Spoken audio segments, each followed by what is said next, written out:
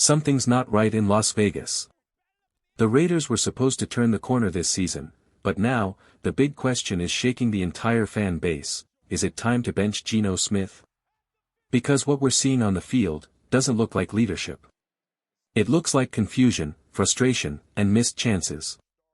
The Raiders' offense has moments of brilliance, but too often, those moments vanish in the blink of an eye. When you watch the tape, you can't help but ask yourself, what's going on in Geno's head? Some plays leave you scratching your head, things an NFL quarterback should easily recognize just seem to slip right by. And that's the shocking part: we know who Geno Smith is. We've seen flashes of the player he can be. But when the Raiders brought him in, fans were told this was a fresh start, a real shot at turning things around. Training camp clips showed him carving up the Raiders' defense, but let's be honest, that defense wasn't exactly elite back then. Before we dive deeper into this story, make sure you subscribe to the channel, drop a like, and don't forget to hit the bell icon so you never miss the latest Raiders updates. Now, let's get into the real story. Watching Geno's latest game film is tough, it's just ugly football. To be fair, not every mistake was on him. Some referee calls were questionable, and we'll talk about that first interception later. But let's start with that opening drive, nearly 10 minutes long, full of third down conversions and big plays. The Raiders marched down the field with confidence, and for a moment, it looked like this was going to be their game. Then, it all fell apart. That single drive might have set the tone for the entire matchup. If they had punched in a touchdown there, the energy could have completely changed. Instead, one mistake, one sack near the goal line, flipped the momentum. Geno took a hit he shouldn't have, and what's worse, Ian Thomas was wide open. A simple read, a quick throw, and this could have been a very different story. So, what went wrong next? Stay with me, because it gets even more revealing from here. If Geno had even a split second more, or just turned his eyes toward Ian Thomas a moment earlier, that's a touchdown. Thomas was completely uncovered. Wide open. Nobody within reach. And that's what's frustrating. It's not about one mistake, it's about how often it happens. The opportunities are there, but Geno's not seeing them. On this particular play, there's another hidden problem too. Number 94 clearly grabs Ian Thomas by the face mask and yanks him off balance. That little pull slowed him down just enough to throw the entire timing off. If that doesn't happen, Thomas releases faster, and that's 6 points on the board, no question about it. But no flag was thrown. No call. Instead, the play turns into a sack, and that amazing drive ends with nothing more than a field goal. What started as a statement drive, one that could have built real momentum, ended up deflating the team. For the Colts, though, that was a huge win. They bent, but they didn't break. And that small defensive stand shifted the energy in the stadium. The next thing you know, Indianapolis takes that momentum, marches right down the field, and punches in a touchdown. Now it's 7-3. The Raiders get the ball back, trying to respond. But then, disaster. The punt. A.J. Cole lines up, they go with a brand new formation, something we hadn't seen from the Raiders before. And it backfires completely. The punt gets blocked. Cole even gets shaken up on the play. Just like that, the entire game flips. And here's the thing, there's a reason teams don't punt that way. Normally, there's no clear snap count on punts, so timing is everything. You could see Ian Thomas hesitate for a split second, maybe unsure when the snap was coming. That tiny delay gave his man the chance to break through, and that's the guy who ended up blocking it.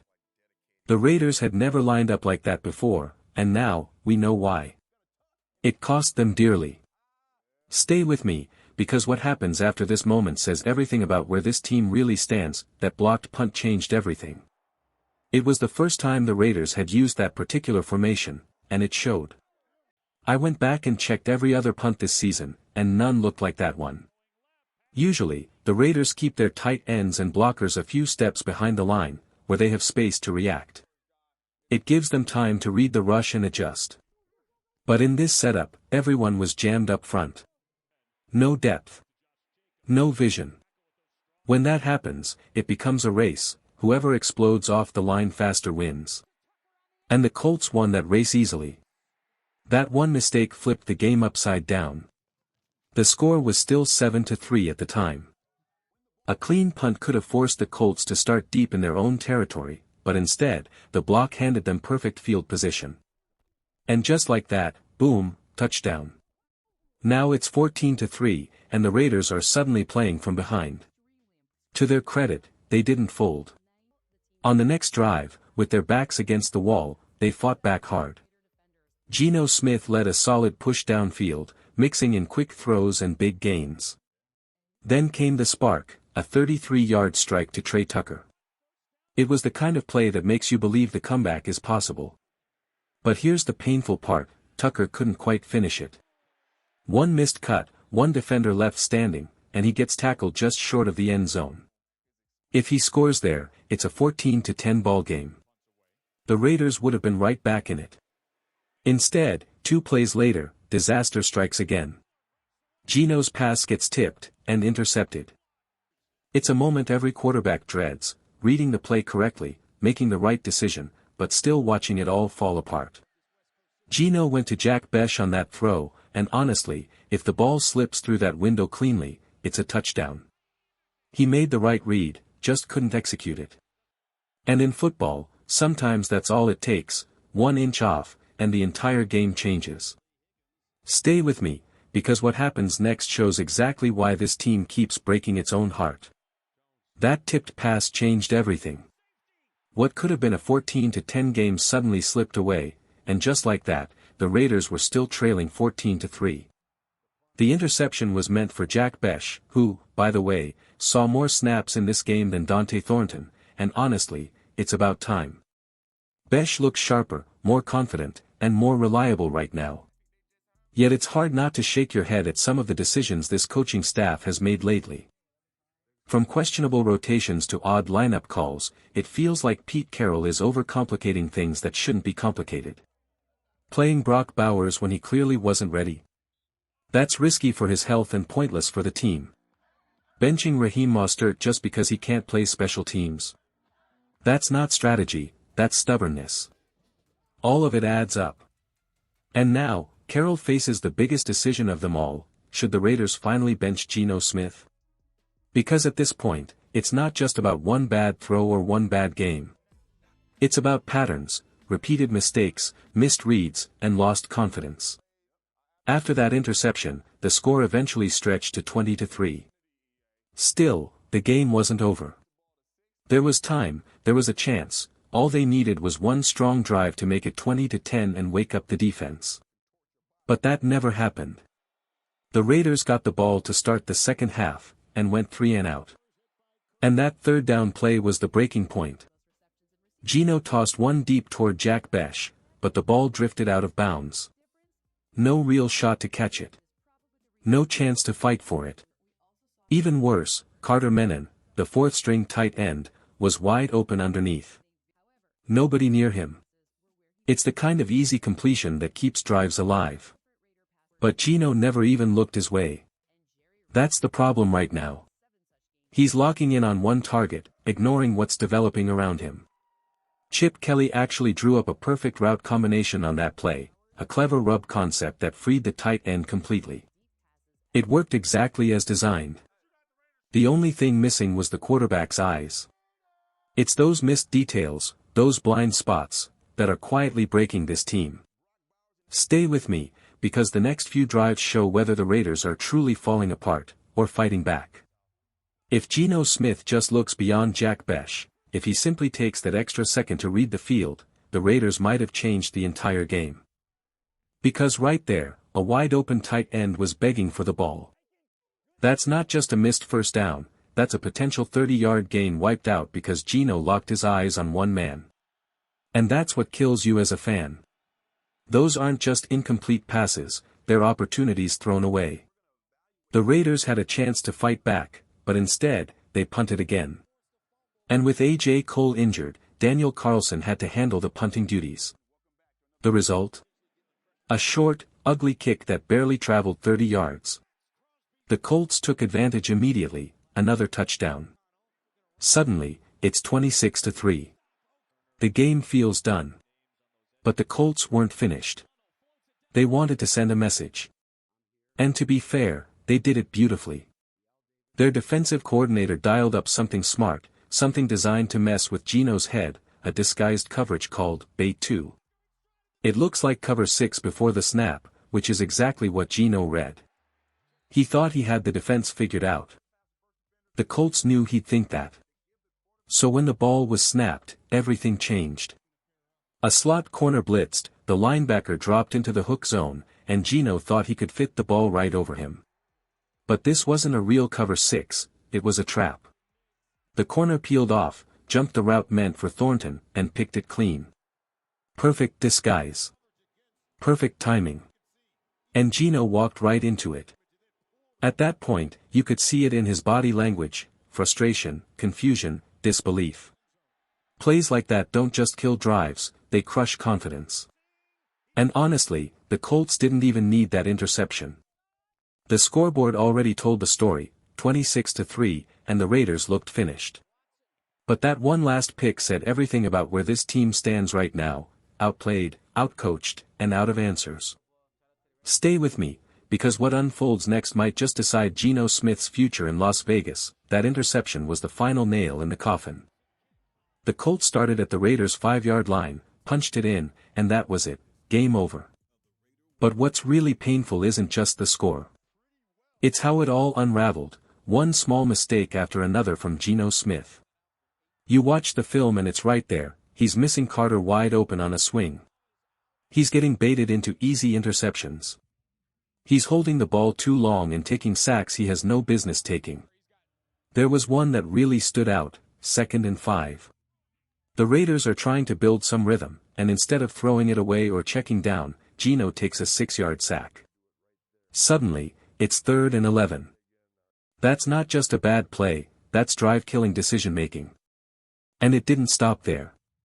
On another 2nd and 17, Chip Kelly drew up a perfect concept: a beautiful rub route, Alshon Gentry breaking free. If the throw's on target, that's a 40, maybe even 50-yard gain. But Geno's ball placement? Off. Again.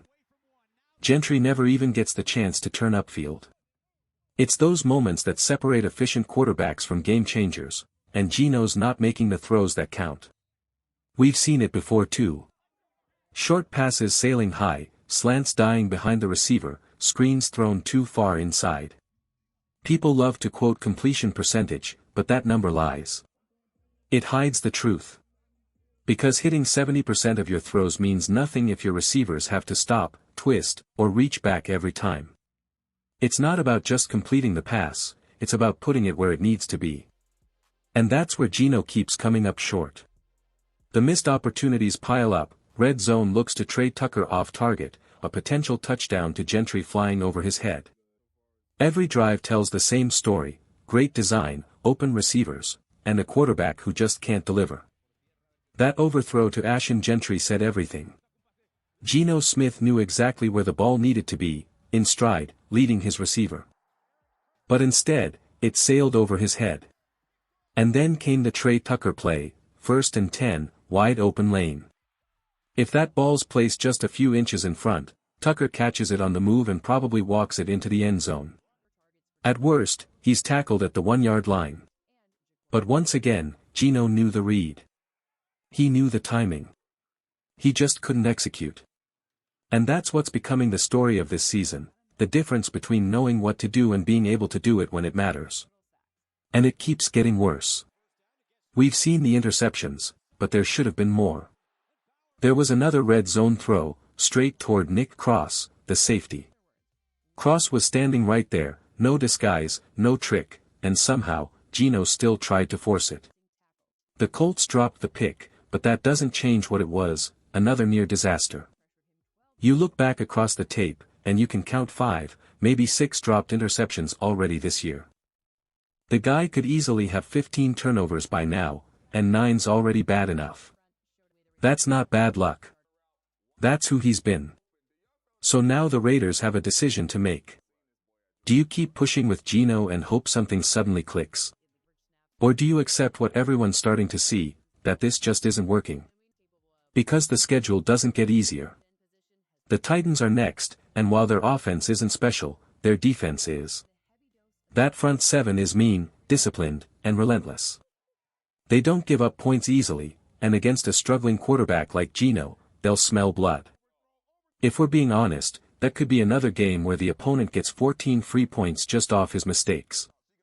If the Raiders want to turn this season around, it can't be with Geno under center. And yeah, it's tough, you've got $38 million invested in the guy. Mark Davis isn't the kind of owner who can just burn that money and move on. He has to think about how to make it work, how to protect the team's future and his bottom line. But at some point, pride and investment don't win you games, decisions do. If the Raiders truly want to find their rhythm again, it's time to have a serious conversation about the quarterback position. Because right now, the ceiling with Geno Smith feels like a wall. We've seen 5 straight games of the same mistakes, late reads, forced throws, missed windows. At some point, it stops being a slump, and starts being who you are. That's why I'd turn to Kenny Pickett. He's not perfect, far from it, but he brings something different. He's younger, quicker on his reads, and at least gives you a chance to grow. Geno's play feels stuck in rewind, the same errors on loop. Sure, maybe you get the occasional flash, like against a defense that's struggling or lacks pressure, but when it's time to face the heavyweights, the elite fronts, the smart coordinators, the cracks show. Teams like the Chiefs or the Titans, they feast on quarterbacks who hesitate. And Geno hesitates. What's worse is that his weaknesses stack against him. He doesn't see the coverage fast enough, and when he finally does, his short game accuracy betrays him. You can't build rhythm when your quick passes are dying at the line of scrimmage. That combination, slow reads and shaky placement, it kills drives before they start. So yeah, I'd make the switch. Maybe it's bold. Maybe it's even desperate. But sticking with Geno out of habit isn't strategy, it's surrender. Sometimes you need to shake the foundation just to see what still stands. Maybe Kenny Pickett struggles too. Maybe the offense doesn't instantly click. But at least you'd be looking for solutions instead of repeating the same problems every Sunday. Because if nothing changes, if the Raiders keep rolling out Geno, keep hoping the same things suddenly work, don't be surprised if this team hits the bye week at 1-6. And by then, the conversation won't be about hope anymore, it'll be about damage control.